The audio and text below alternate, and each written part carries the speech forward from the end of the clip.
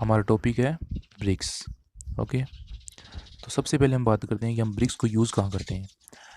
BRICS का हम use करते हैं मेसनरी वर्क में, और ये कोई भी लोड बियरिंग स्ट्रक्चर्स जैसे वॉल, पियर्स, फुटिंग में भी हम ब्रिक्स का यूज़ करते हैं। ब्रिक्स और स्टोन्स का हम मेसनरी वर्क में यूज़ करते हैं, लेकिन जो हमारी ब्रिक्स होती हैं वो स्टोन से बेटर होती हैं।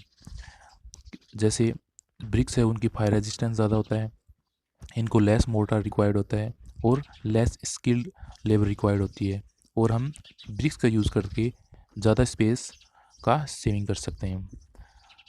ओके, और अब हम बात करते हैं ब्रिक्स की साइज़ और वेट की। जो ब्रिक्स की साइज़ होता है वो स्टैंडर्ड साइज, नॉमिनल साइज़ और ट्रेडिशनल साइज़। ट्रेडिशनल साइज़, ये जो स्टैंडर्ड और मॉड्यूलर साइज़ है वो होता है 19 x 9 सेंटीमीटर, और जो नॉमिनल साइज़ है वो होता है 20 x 10 सेंटीमीटर। इसमें क्या है कि जो मोर्टार है वो भी इंक्लूड हो जाता है, तो मोर्टार की वजह से इसकी साइज़ बढ़ जाती है, तो ये नॉमिनल साइज़ हो जाती है 19 से 20, 9 से 10, फिर 9 से 10, और ये नॉमिनल साइज़ बन जाती है। जो ट्रेडिशनल साइज़ है वो होती है 23 इंटू 11.4 इंटू 7.6 सेंटीमीटर। और जो ब्रिक्स का वेट होता है वो अबाउट 3 to 3.5 kg होता है। और अब हम बात करें फ्रॉग की। फ्रॉग क्या होता है, तो हम इस डायग्राम से समझते हैं कि जो फ्रॉग होता है वो क्या होता है। ये हमारी ब्रिक्स है, ये हमारी ब्रिक है, और इस ब्रिक में जो अभी हमने लेंथ की बात करी है 19 सेंटीमीटर, ये विड्थ होगी 9 सेंटीमीटर, और ये हाइट होगी इसकी 9 सेंटीमीटर। ओके, और जो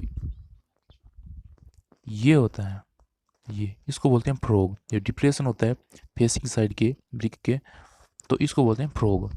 जो इसकी लेंथ होती है वो होती है 9 x 4 x 2, यानी इसके ऐसे 9 और 4, और इसकी ऐसे डिप्रेशन होगा वो 2 सेंटीमीटर होगा। और यदि ये रेक्टेंगुलर होता तब तो ये 9 x 4 x 2 होता है, और यदि इस तरीके से राउंड शेप तो ये हो जाता है 6 x 4 x 1। 6 लेंथ, 4 इसकी विड्थ और 1 इंच की डिप्रेशन। तो जो हम फ्रॉग है इसका पर्पज़ क्या होता है, हम क्यों एक ब्रिक के अंदर फ्रॉग बनाते हैं। इसका पर्पज़ ये होता है, एक तो ये हमारी मेसनरी वर्क में इसकी बॉन्डिंग इसकी वजह से अच्छी होती है, क्योंकि इसके अंदर मोर्टार बढ़ जाता है, और ये मोर्टार की वजह से मोर्टार इसके अंदर बढ़ने से जो बॉन्डिंग होती है वो जो ब्रिक टू ब्रिक वो ज़्यादा स्ट्रॉन्ग होती है। और जो हॉरिजॉन्टल लोड्स की वजह से शियर जो लोड आता है उसके अगेंस्ट भी ये सेफ्टी देता है। अब हम बात करते हैं क्लासिफिकेशन ऑफ ब्रिक्स की। ओके, तो क्लासिफिकेशन ऑफ ब्रिक्स, हम हमारी ब्रिक्स को कई तरीके से बांट सकते हैं, जैसे first class, second class, third class, fourth class, और एक ये होती है पीला ब्रिक्स। फोर्थ क्लास को जामा ब्रिक बोलते हैं, और ये पीला ब्रिक। तो ये 5 टाइप से हम मेनली हम जो है ब्रिक का क्लासिफिकेशन करेंगे और उसके बारे में पढ़ेंगे। जैसे फर्स्ट क्लास ब्रिक है, उसकी पहचान कैसे करेंगे कि ये फर्स्ट क्लास ब्रिक है। इसके लिए यदि जो ब्रिक है उसकी कलर डीप रेड हो, यानी चेरी कलर हो, और इसकी एजेज वो शार्प हो और स्ट्रेट हो और रेक्टेंगुलर हो, और उसके ऊपर यदि हम नेल से स्ट्रेच करते हैं तो मार्क उसके ऊपर जो नेल मार्क है वो नहीं होंगे। तो इस तरीके से एक फर्स्ट क्लास ब्रिक होती है, वेरी स्ट्रॉन्ग ब्रिक होती है, और देखने में बिल्कुल शार्प एजेस और चेरी कलर की दिखती है। और यदि आपस में इन दोनों को टकराते हैं तो एक मेटल की सी साउंड देती है दोनों ब्रिक्स। तो ये इस तरीके की ब्रिक होती है, वो फर्स्ट क्लास ब्रिक होती है। तो फर्स्ट क्लास ब्रिक हम जब बनाते हैं तो एक प्रोसेस होती है मोल्डिंग।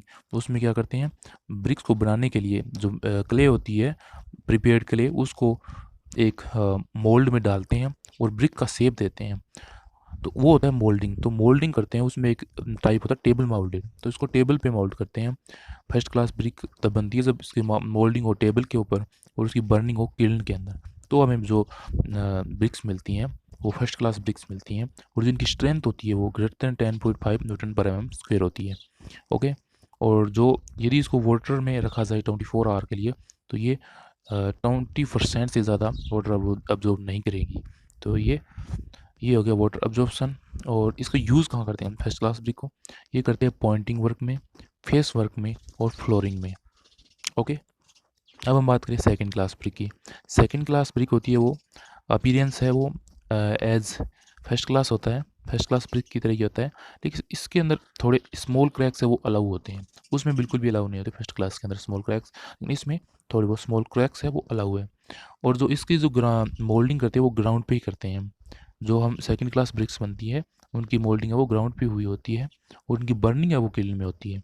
ओके, और जो इनकी स्ट्रेंथ है वो ग्रेटर देन 7.0 न्यूटन पर एम स्क्वायर होनी चाहिए, तब ये सेकंड क्लास ब्रिकें होती हैं। और जो वाटर एब्जॉर्प्शन है वो मोर देन 20% नहीं होना चाहिए, अबाउट 20% इन वाटर एब्जॉर्ब हो जाता है 24 आवर के लिए मेजर करके हम हमारी ब्रिक्स को रखते हैं तो। और इनका यूज़ कहाँ करते हैं? इनको हिडन मैसनरी वर्क में यूज़ करते हैं। ओके, और आरसीसी की स्ट्रक्चर हो तो उसके अंदर लोड तो वैसे वॉल को लेना नहीं होता, तो वहाँ पर भी हम सेकंड क्लास ब्रिक का यूज़ करते हैं आरसीसी के अंदर। ओके, अब बात करें थर्ड क्लास ब्रिक की। थर्ड क्लास ब्रिक्स होती हैं वो सॉफ्ट और रेडिश येलो होती है और इनकी जो मोल्डिंग करते हैं वो ग्राउंड पर होती है और इनकी बर्निंग होती है वो क्लैंप में होती है। और इनकी स्ट्रेंथ है वो ग्रेटर देन 3.5 न्यूटन पर एम स्क्वायर होना चाहिए। और ब्रिक्स की हमेशा मिनिमम स्ट्रेंथ होती है वो 3.5 न्यूटन पर एम स्क्वायर होती है। ओके, जो वाटर एब्सॉर्प्शन है थर्ड क्लास ब्रिक के लिए वो ग्रेटर देन 25% नहीं होना चाहिए। ओके, और इनका यूज़ करते हैं वो हम यूज टेम्प्रेरी स्ट्रक्चर के अंदर। अब बात कर लेते हैं हम fourth class brick, fourth class brick और जामा ब्रिक्स की। तो जो फोर्थ क्लास ब्रिक होती हैं वो होती है जब हम हमारी ब्रिक्स होती हैं यदि वो ओवर बर्नट हो जाए, यदि ज़्यादा उनकी बर्निंग हो जाए तो उनकी शेप है वो डिस्टॉर्ट हो जाती है, लेकिन इनकी कंप्रेसिव स्ट्रेंथ बहुत हाई होती है, फर्स्ट क्लास से भी ज़्यादा होती हैं। और तो इनको हम यूज़ करते हैं फाउंडेशन में, फ्लोर्स में, रोड मेटल्स में एज ए बालास्ट यूज़ करते हैं। तो ये फोर्थ क्लास ब्रिक और जामा ब्रिक्स होती है, ये ओवर बर्नट ब्रिक्स होती है और जिनकी compressive strength first class brick से भी ज़्यादा होती है। पीला ब्रिक होती है वो होती है अंडर बर्नट, इनकी बर्निंग लेस हो जाती है, एक मिनिमम रिक्वायरमेंट होती है उससे भी लेस यदि बर्निंग हो जाती है तो हमारी पीला ब्रिक्स बनती है। और इनकी जो स्ट्रेंथ है कंप्रेसिव स्ट्रेंथ वो बहुत ही कम होती है, इसलिए कंस्ट्रक्शन वर्क में यूज़फुल नहीं है। और यदि हम इनको वाटर में इमर्ज करते हैं तो ये बहुत ज़्यादा वाटर को एब्जॉर्ब करती है। ओके, दो हम एडिशनल इनका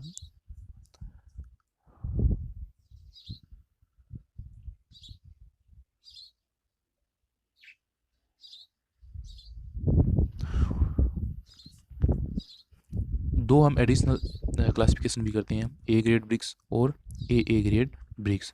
जो ए ग्रेड ब्रिक्स होती है उनकी कंप्रेसिव स्ट्रेंथ होती है वो 10.5 टू 14 न्यूटन पर एम स्क्वायर होती है। जो ए ग्रेड ब्रिक्स होती है उनकी कंप्रेसिव स्ट्रेंथ 14 टू 40 न्यूटन पर एम स्क्वायर होती है। जो हमारी ब्रिक्स होती हैं उनके लिए maximum value 40 about 14 m square होती है नॉर्मली। ओके, अब हम बात कर लेते हैं कि गुड ब्रिक्स है, यदि हम उनको रिकग्नाइज करने के लिए बोल दिया जाए तो हम उनकी पहचान कैसे करें कि ये गुड ब्रिक्स हैं? तो एक गुड ब्रिक्स की जो पहचान होती है उनके बारे में पढ़ लेते हैं। एक तो यूनिफॉर्म होनी चाहिए, रेक्टेंगुलर सरफेस होने चाहिए और शार्प एजेस होने चाहिए। ओके, और जो इनका कलर होता है वो डीप रेड और चेरी कलर होना चाहिए। और जो हमारी ब्रिक्स होती हैं वो फ्री फ्रॉम स्टोन, ग्रीड से, ऑर्गेनिक मैटर से फ्री होनी चाहिए। और जब इनके ऊपर हम फिंगर को स्ट्रेस करते हैं, फिंगर नेल को, तो इनके ऊपर कोई भी इम्प्रेशन नहीं आना चाहिए स्ट्रेस की वजह से। और यदि हम दो ब्रिक्स को आपस में टकराते हैं तो एक मेटलिक साउंड प्रोड्यूस होनी चाहिए। ओके, और जो वाटर एब्सॉर्प्शन है वो note more than 20% and crushing strength should be more than 10 Newton पर एम स्क्वेयर। तो इस तरीके से हम गुड ब्रिक्स की रिकॉग्निशन कर सकते हैं। अब देखते हैं कंपोजिशन ऑफ ब्रिक अर्थ। जो हमारी ब्रिक होती हैं जब हम इनको बनाते हैं तो हमारी जो क्ले होती है उसमें क्या क्या इंग्रेडिएंट्स होने चाहिए और कितने प्रपोर्शन में होने चाहिए और क्या इनका फंक्शन होता है, तो वो हम देख लेते हैं। सबसे पहले जो इंग्रेडिएंट्स होते हैं उनको याद करने की ट्रिक है SALIM, सलीम। ओके, सलीम का ईंट भट्टा, तो मतलब सलीम जो हमने ट्रिक बनाई है वो ईंट भट्टे के लिए है सलीम। तो सलीम में जो एस होता है उसका मतलब होता है सिलिका, ए का मतलब एलुमिना, एल का मतलब लाइम, आई का मतलब आयरन ऑक्साइड एंड एम का मतलब मैग्नीशिया। ओके, अब देखते हैं हम इनका प्रोपोर्शन क्या होता है। जो एस है सिलिका, तो इसके आगे जीरो लगाते ही क्या होगा 50, तो ये सिलिका ये 50% होता है। ओके, फिर 50% को आधा करते हैं, दिया जाता है 25%, तो एलुमिना होता है ये होता है 25%, तो ये 20 to 30% लिख लेते हैं। ओके, फिर इसके बाद में लाइम और आयरन ऑक्साइड दोनों की वैल्यू होती है वो 5% होती है। ओके, और जो मैग्नीशिया है ये बिल्कुल ही कम होना चाहिए, 1% से भी लेस होना चाहिए, ये इनका प्रोपोर्शन होता है। और सबसे ज़्यादा सिलिका, उसके बाद एलुमिना, फिर लाइम, और ये और आयरन ऑक्साइड लगभग इक्वली होते हैं, और फिर मैग्नीशिया वो लेस देन 1% होता है। ओके, अब देखते हैं इनका फंक्शन क्या होता है। जो सिलिका है वो हमारी ब्रिक में किस चीज़ के लिए रेस्पॉन्सिबल होती है, तो ये होती है शेप और स्ट्रेंथ के लिए, ये शेप और स्ट्रेंथ देती है ब्रिक्स को, और यदि ये एक्सेस मात्रा में हो तो ये हमारी जो ब्रिक्स है उसको ब्रिटल बना देती है। ओके, तो ब्रिटलनेस एक प्रकार से एक वीकनेस होती है, क्योंकि ब्रिटलनेस का मतलब होता है जो इसके जितने भी पार्टिकल्स होते हैं, सैंड पार्टिकल्स और जितने भी, तो वो आपस में उनका कोहेसिव स्ट्रेंथ वो कम हो जाती है। जब भी कितनी भी कंप्रेसिव स्ट्रेंथ ज़्यादा क्यों ना हो, यदि एक झटका लगता है तो इस तरीके की कोई भी चीज़ ब्रिटल चीज़ होती है वो एक झटके से टूट जाती है, कोलैप्स हो जाती है। इसकी वजह होती है तो इनके आपस में जो पार्टिकल्स होते हैं उनके बीच में कोहेसिव स्ट्रेंथ कम होती है। तो इसी तरीके से यदि सिलिका यदि हमारे ब्रिक्स में ज़्यादा होगी तो कोहेसिवनेस है पार्टिकल्स के बीच में ब्रिक्स के, तो वो कम हो जाएगी और ये एक ब्रिटल ब्रिक बन जाएगी, जो कभी भी किसी तरीके का इम्पैक्ट लोड आता है तो ये टूट जाती है, कोलैप्स हो जाती है, instead of high compressive strength. So अब हम बात करते हैं एलुमिना की। एलुमिना जो रेस्पॉन्सिबल होता है वो प्लास्टिसिटी, यानी हम ब्रिक्स को साइज और शेप में डालना चाहते हैं उसके लिए हम प्लास्टिसिटी चाहिए, तो ये एलुमिना उसमें हेल्प करता है। यदि ये एक्सेस मात्रा में हो तो ये श्रिंकेज ब्रिक्स में करवा देता है और वार्पिंग करवा देता है, और इसकी वजह से यदि ये ज़्यादा मात्रा में, तो यदि ज़्यादा हार्ड ब्रिक्स, इसका फ्यूज़न ज़्यादा हो जाता है और ये टू हार्ड हमें ब्रिक्स मिलती है। ओके, और अब बात करें लाइम की। यदि लाइम ये 5% से 4 to 5% होता है ये, तो ये क्या करता है, ये फ्यूज़न कराने के लिए काम में आता है। और लाइम और आयरन ऑक्साइड दोनों है 5% होते हैं, दोनों फ्यूज़न के लिए रेस्पॉन्सिबल होते हैं।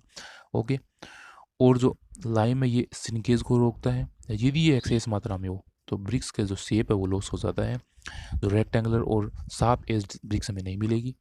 और यदि आयरन ऑक्साइड है उसका काम होता है फ्यूज़न और इसको कलर देना।